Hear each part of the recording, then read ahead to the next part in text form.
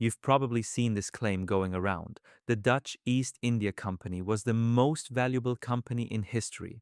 Almost $8 trillion in today's money, more than Apple, Amazon, and Microsoft combined.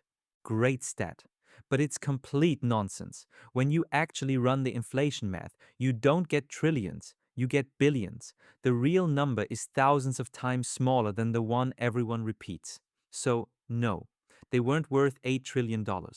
But here's the thing, the real story is almost better. Because this company, founded over 400 years ago to sell pepper, didn't get powerful from some made up number. It got powerful by inventing something you and I still use every single day. And for about 100 years, it made them basically unstoppable. This is how a spice company accidentally invented the modern economy and what it can teach you about money. Let's get into it. Rewind to around the year 1600. Europe is obsessed with spices, pepper, nutmeg, cloves, insanely valuable stuff, because it all has to come from the other side of the planet, the islands of what's now Indonesia, and the trip to get it is brutal. You load up a ship, you sail for the East Indies, and you're gone for years. Make it back, and you're rich beyond imagination. But if your ship sinks in a storm, or gets taken by pirates, or your crew dies along the way, and any of that was very likely, you lose everything, not took a loss, ruined. So that's the problem. The reward is the biggest you can imagine, but a single bad voyage wipes you out. How do you build a real business on top of that? The Dutch had a bunch of little trading companies all trying to crack it and doing it badly, competing with each other, driving up prices, each one shipwreck away from the grave. Then, in 1602, the Dutch government does something clever. It forces these rival companies to merge into one giant company, the Verenigde Oost-Indische Compagnie, the VOC. And then comes the actual genius part. Buried in the founding charter is Article 10, and it basically says anyone can buy in, not just rich merchants, anyone. A baker, a carpenter, a maid. Your money's good here. Come own a piece. Wait, regular people buying a piece of a company in 1602? Yep. This was the world's first IPO, the first time a company sold shares to the general public. Over 1,000 people bought in. But that's only half of it. Here's the part that actually changed the world. Before this, if you put money into a voyage, you were stuck until the ships came home and the whole thing got cashed out. With the VOC, your shares were tradable. You could sell your piece to someone else anytime, and the company kept the cash. Your money stayed in the business, working, the entire time. And to trade those shares, Amsterdam built a place to do it, the first modern stock exchange. People standing around trading pieces of a spice company, which is, give or take, the exact thing happening on Wall Street right now. So look at what they pulled off. One bad voyage no longer ruins anyone because the risk is spread across thousands of investors.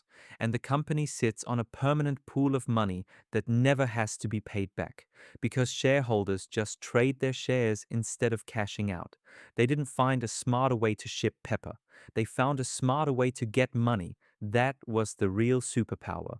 Because with that kind of patient, near bottomless capital, the VOC could do things no normal company could dream of. This wasn't a company like we picture one. The charter let it wage war, sign treaties, build forts, run colonies. It had its own army, its own navy, and it literally minted its own coins. A corporation with the powers of a country. At its peak, it employed around 50,000 people across the globe and ran thousands of voyages. And for a solid century, it didn't beat its rivals by being braver or smarter on any single trip. It won because it could absorb losses that bankrupted everyone else. A competitor loses two ships, they're done. The VOC loses two ships and shrugs, because behind it sit thousands of investors and a money machine. Deep pockets win wars of attrition. But, and this is the part everyone skips, the same machine that built them is what eventually killed them. To keep investors happy, the VOC paid out fat dividends, around 18% a year. Sounds incredible. Except by the 1700s, they were paying out more than they were actually earning, funding the dividend with debt. So, running a 200-year-old empire on a credit card? Basically. Add rampant corruption. Their own nickname became Vergan onder corruptie, roughly decayed by corruption, plus rising costs and a tougher British rival. Then the knockout, a war with Britain in the 1780s that wrecked their fleet and cut their trade routes. By 1799, the company that invented the stock market was bankrupt. The state swallowed its debts, the charter expired, and the original shareholders got basically nothing. So, what do you take from this? Besides, don't run a spice empire on a credit card. The VOC didn't win on product. Pepper is pepper. It didn't win on braver sailors. Everyone had those. It won on how it structured its money. Access to capital, patient capital, and lots of it. Beat better ships, better routes, better luck. And that's still true. The best idea with no money loses to a mediocre idea with deep pockets almost every time. Whoever can raise money cheaply, spread their risk, and survive the bad years long enough to win the good ones, that's who comes out on top. The product gets the attention. The money structure quietly picks the winner. But the second half of the lesson is the part people forget. The exact thing that makes you powerful, leverage other people's money, a machine that lets you take big swings, is what kills you the moment you stop being disciplined.